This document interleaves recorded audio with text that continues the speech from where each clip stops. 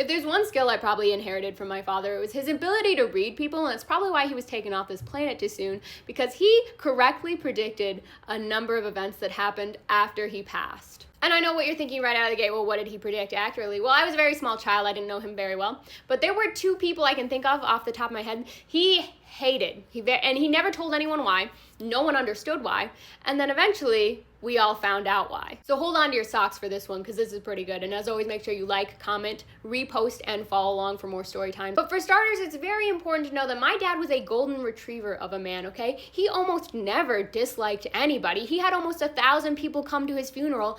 Everyone loved him and he loved people. So when he avidly didn't like someone, that was a greater sign. The first man he didn't like, randomly enough, Jerry Seinfeld. Which was crazy at the time, right? The 80s, 90s. Jerry Seinfeld, he was the prime audience for that. His brothers were obsessed with the show Seinfeld, to the point where when he got sick, his brothers brought over the complete series set to try and make him watch it, because they were like, you have to watch Seinfeld. He never touched them. He refused to watch anything with Jerry Seinfeld in it. But now that I'm older and I know who Jerry Seinfeld is, yeah, Seinfeld, not a funny show. Sorry, most of it's misogynistic and punching down. Jerry Seinfeld literally openly dated a high school student, a teenager in the 90s when he was in his 30s, brought her around everywhere. Everyone just completely ignored that for some reason, and now as he's aged, he's just gotten more and more insufferable and made some terrible comments. So, good call, Dad, even though everyone was confused as to why you hated him at the time.